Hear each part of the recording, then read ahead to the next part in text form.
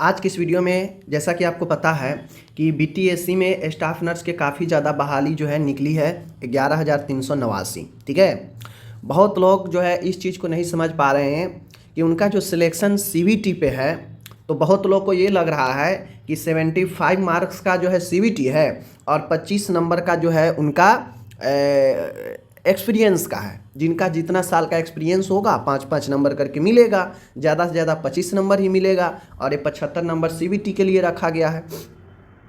तो उनको एक चीज़ समझ में नहीं आ रहा है कि आखिर सीवीटी एग्ज़ाम होगा तो वहाँ पे 75 नंबर कैसे किया जाएगा। क्या 75 क्वेश्चन ही होंगे? जबकि एडवर्टीजमेंट में आप लोग देखे हैं कि 100 क्वेश्चन पूछा जाएगा, लिखा हुआ है। तो फिर ये 100 क्वेश्चन है तो ये 75 नंबर कैसे हो जा रहा है? आपका मेरिट कितना पर बनेगा? ये 100 पर आपका मेरिट होगा या इस 75 पर मेरिट होगा?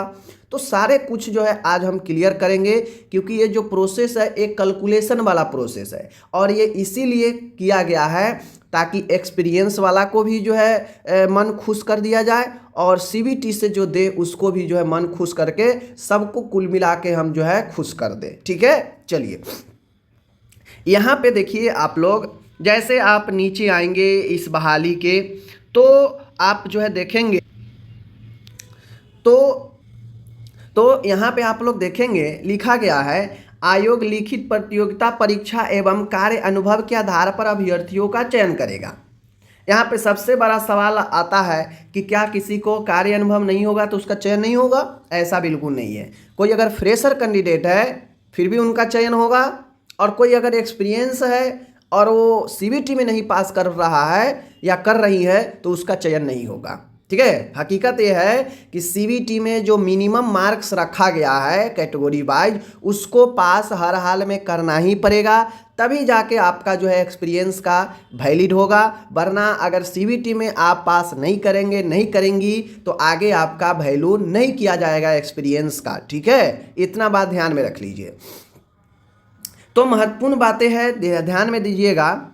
सीवीटी 75 अंक का है, 75 अंक का है। क्वेश्चन की मैं बात नहीं कर रहा हूँ। सीवीटी में ज़्यादा से ज़्यादा कोई कैंडिडेट ला सकता है या आयोग की तरफ से जो रखा गया है कि आप एग्ज़ाम देंगे तो ज़्यादा से ज़्यादा इतने मार्क का होगा, तो वह ज़्यादा से ज़्यादा यही 75 मार्क्स का है। आप एग्ज़ाम देते हैं, जैसे आप खुद सोचिए, आप फिजिक्स का केमिस्ट्री का एग्ज़ाम देते थे तो रहता था वो टोटल 100 नंबर का, क्योंकि कोई भी एग्ज़ाम 100 पर ही होता है। लेकिन आपको पता होगा वहाँ पे 75 नंबर का आपका पेपर होता था थ्योरी और 25 नंबर वहाँ पे आपको प्रैक्टिकल का मिलता था। ठीक है, प्रैक्टिकल का। ठीक इसी प्रकार से यहाँ पे 100 नंबर रखा गया है मेरिट का आधार। मेरिट पूरे 100 नंबर का रखा गया है। ठीक है, उसमें से 75 नंबर यहाँ पे दे दिया है कि भाई आप एग्ज़ाम दोगे उसका 75 नंबर आपको ज़्यादा से ज़्यादा मिलेगा, और 25 नंबर रखा गया है अनुभव के लिए कि अगर कोई 5 साल का अनुभव का दावा कर दे तो उसको 25 नंबर अनुभव का मिल जाएगा। टोटल मिला के 100 यहाँ पे होता है और कोई भी चीज़ 100 पे ही जो है आपका डिसाइड किया जाता है। ठीक है, तो ये चीज़ समझ लिए। अब देखिए, अब आपके मन में एक सवाल होगा कि ये 75 अंक का है तो फिर क्वेश्चन मेरा जो रहेगा कितना रहेगा, और मैं जो क्वेश्चन लाऊंगा उसमें क्या प्रोसेस से यह 75 बनेगा या मेरा कितना बनेगा? चलिए समझाते हैं। देखिए यहाँ पे स्पष्ट कह दिया गया है, अभ्यर्थी द्वारा लिखित प्रतियोगिता परीक्षा में प्राप्तांक के लिए उक्त परीक्षा में प्राप्त कुल अंकों का प्रतिशत को इतना के गुणक से गुना करके अवधारित किया जाएगा, यथा यदि किसी अभ्यर्थी को कुल 50% अंक प्राप्त हुआ हो तो उसे 50 इंटू 0.75 से गुना किया जाएगा और जो है इतना अंक जो है उनको दिया जाएगा। ठीक है, तो ये जो दिया जाएगा उनको जितना भी वो लाएंगे सीवीटी में, देखिए सबसे पहले समझ लीजिए, सीवीटी में स्पष्ट कहा गया है भले आपका मार्क्स 75 का है एग्ज़ाम, लेकिन क्वेश्चन पूरा 100 पूछा जाएगा। समझ गए? आपके सामने जो सीवीटी में क्वेश्चन आएगा वो टोटली 100 क्वेश्चन होगा। समझ रहे हैं? 100 क्वेश्चन होगा, टोटल एमसीक्यू होगा, ध्यान रखिएगा, और कुल 100 अंक के होंगे। 100 प्रश्न को टोटल 100 अंक के भी होंगे, यहाँ पे कह दिया गया है। ठीक है, तो आप कहेंगे भाई यहाँ 100 अंक है ऊपर 75 अंक कैसे दे दिया गया है? तो अभी उसी को समझाते हैं। देखिए कहा गया है कि आपके इसमें नकारात्मक निगेटिव अंक लागू है, यानी 1/4 आपको काटा जाएगा। 4 गलत करेंगे तो 1 सही में से काट लिया जाएगा, ठीक है। और अगर सही करते हैं तो 1 सही के लिए 1 नंबर मिलेगा। टोटल 100 क्वेश्चन 100 अंक का है, ठीक है। लेकिन अब ध्यान दीजिएगा, 100 क्वेश्चन 100 अंक का है, ठीक है। लेकिन कोई स्टूडेंट 100 में से अगर 100 क्वेश्चन है, अगर वह 100 के 100 सही कर लेता है, एकदम वह एक भी गलत नहीं करता है, तो उसको कितना अंक मिलेगा? 100 अंक। सीबीटी में कितना अंक मिलेगा? 100 अंक। लेकिन सीबीटी में तो 100 क्वेश्चन सही कर लिया, 100 अंक उसको हो गया। लेकिन जब मेरिट की बात आएगी, जहां पे मेरिट तैयार किया जाएगा, वहां पे ये 100 अंक नहीं दिखेगा आपको। ये 100 अंक पर मेरिट नहीं बनेगा, क्योंकि जब 100 अंक पर मेरिट बन जाएगा तो फिर एक्सपीरियंस वाला को कहाँ एडजस्ट करेगा। तो यहाँ पे आपके जितने भी 100 अंक, 100 क्वेश्चन में से आप जितने भी अंक लाएंगे काट छाट कर, उसमें आपको 0.75 से गुना हो जाएगा, 0.75 से। अब आप खुद देखिए, कोई बच्चा 100 क्वेश्चन में 100 सही कर लिया तो उसको 100 अंक हो गया सीबीटी में। लेकिन उसको एडजस्ट करने के लिए 0.75 से आयोग आपको गुना कर देगा। आप जितना लाएंगे 100 में, उसमें 0.75 से गुना कर देगा। और इसको अगर 100 कोई लाया, 100 में हम 0.75 से गुना कर देंगे तो इसका कितना हो जाएगा? 75 हो जाएगा, ठीक है।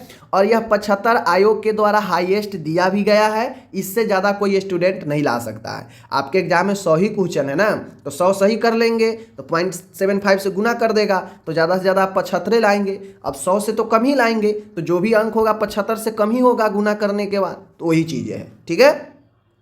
समझ रहे हैं बात को। अब यहाँ पे 75 हो गया, कोई स्टूडेंट 100 सही कर दिया, 75 आ गया उसका। अब 75 के बाद अगर वो 2 साल का एक्सपीरियंस का भी अगर दावा कर दिया या कर दी, तो 2 साल का 10 नंबर, 75 में 10 नंबर जोड़ दीजिए, उसका 85, यानी उसका मेरिट में कितना नंबर हो गया? 85। अगर उसके पास एक्सपीरियंस नहीं है तो सिर्फ ये 75 ही हो गया, उसका मेरिट इसी 75 पर जो है आगे जाएगा, ठीक है। ये चीज़ है। समझाने के लिए मैं आपको एक और नंबर ले लेता हूं। जैसे कोई कैंडिडेट है 100 एमसीक्यू में, 100 क्वेश्चन में, वह जो है अपने को मात्र जो है 75 ही कर पाया। 100 में वो मात्र जो है कितना कर पाया? 75 कर पाया, ठीक है। कितना कर पाया? 75 कर पाया, ओके। देखिए 100 में अब वो सिर्फ कितना कर पाया? 75 कर पाया। 75 वो काट छाट के 100 अंक, 100 क्वेश्चन में, 100 अंक में सीबीटी में वो काट छाट के उसको 75 आया। निगेटिव वगैरह कुछ गलत किया तो निगेटिव ही कटेगा, तो काट छाट के मानिए वो 75 लाया, ठीक है। 75 उसके सीबीटी का है।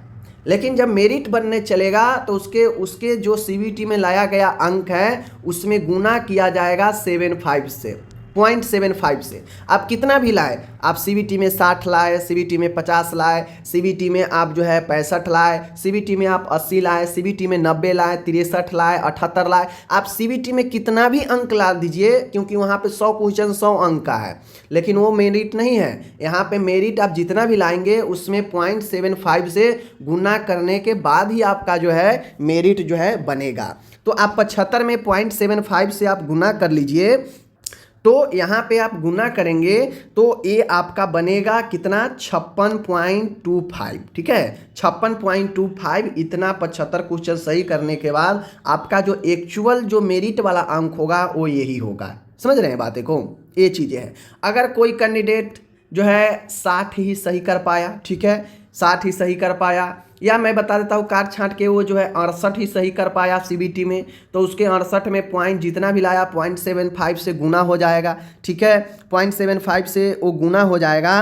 तो आप लोग यहाँ पे देख लीजिए, 0.75 से गुना हो जाएगा तो इसका कितना आता है? 51। इस 68 हो लाया सीबीटी में, लेकिन उसका अंक रियल में 51 हो गया, ठीक है। और अब अगर उसके पास एक्सपीरियंस है 1 साल 2 साल 3 साल का, तो उसका एक्सपीरियंस भी प्लस में इसमें ऐड हो जाएगा, तो बात जितना बनेगा वो हो जाएगा। तो ये है आपका मेरिट बनने का फंडा कैलकुलेशन का। आप ये मत समझिए कि सीबीटी में 100 नंबर है, 100 अंक का है तो उसी पर आपका मेरिट बन जाएगा, नहीं। ज़्यादा से ज़्यादा सीबीटी में आप 75 अंक जो है ला ही सकते हैं, उस तरह से एडजस्ट किया ही गया है। ठीक है, समझ गए कैलकुलेशन। अब आप लोग पढ़ाई धड़ाई शुरू कर दीजिए। एक्सपीरियंस वाले जो है मैं उनको सीधा कहता हूँ, आपको चैलेंज है इसमें, अगर आप जॉब नहीं ले पाते हैं तो आगे नहीं होगा। एक्सपीरियंस वाले का बहुत कटअप जो है आपका नहीं हो पाता है, बहुत लोग जो है ऐसे उसे में रह जाते हैं, पढ़ते नहीं हैं। तो एक्सपीरियंस वाले के लिए ज़्यादा ये टफ होता है, एक्सपीरियंस मिलने के बाद वो अपना मिनिमम कटअप ही नहीं पार कर पाते हैं बहुत लोग। ठीक है, धन्यवाद।